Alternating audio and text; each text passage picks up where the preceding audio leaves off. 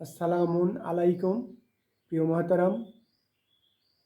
রাব্বি আউযু বিকা মিন হামাযাতিশ শায়াতিন ওয়া আউযু বিকা রাব্বি আইয়াদুরুন।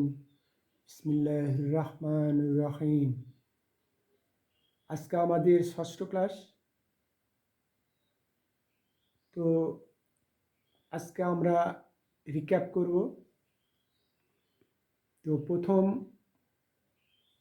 ক্লাস থেকে পঞ্চম ক্লাস পর্যন্ত আমরা যে শিখছি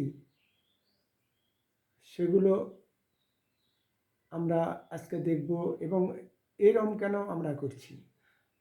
আলিফ বে তে সে এইভাবে না করে আমরা করছি হামজা হা, আইন হা, গাইন খ, কফ কাপ। এরম করার কারণ হলো ফনেটিক্স একটা ব্যাপার আছে ভাষায়। যেমন ইংরেজিতে আমরা যেটুকু জানি, তারা ইংরেজ ছেলেমেয়েরা কিন্তু ABCD এভাবে শিখে না। তারা একটা ফনেটিক্স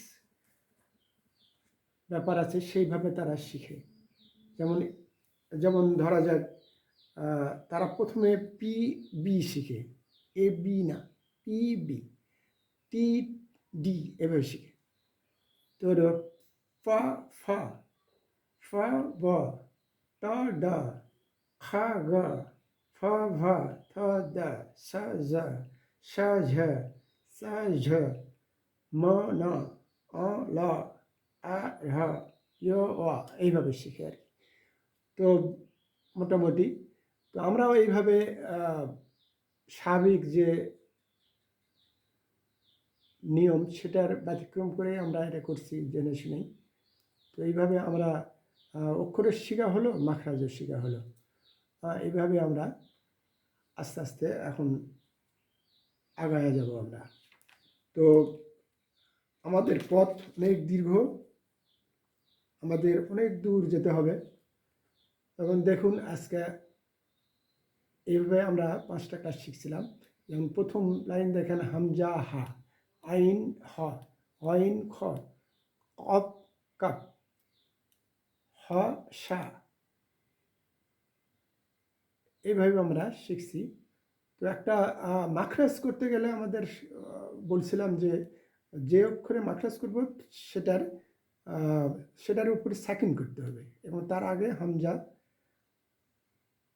জবরযুক্ত হামজা করতে হবে। তাহলে উচ্চারণ করতে হবে আব আব আব আব আব। তো এইভাবে সবগুলো করতে হবে। যেমন হা যদি ধরি আমরা, হা সাকিন, তার আগে আমরা আলিফ দিতে হবে। তাহলে হবে আহ আহ আহ আহ। গাইন আগ আগ। এভাবে আমরা করেছি এবং করতে হবে আর কি। তো ঠিক আছে, আমাদের অনেক দূর যেতে হবে। শব্দে শব্দে বিশ্লেষণ করে আমরা পুরো কোরআন মাজিদ শেষ করব ইনশাল্লাহ। তাই আমাদের সাথে থাকুন। আমাদের এই ভিডিওটি ভালো লাগলে এই চ্যানেলটি সাবস্ক্রাইব করবেন পরবর্তী ভিডিওটি নোটিফিকেশান পেতে হলে। তো আর লাইক তো করবেনই।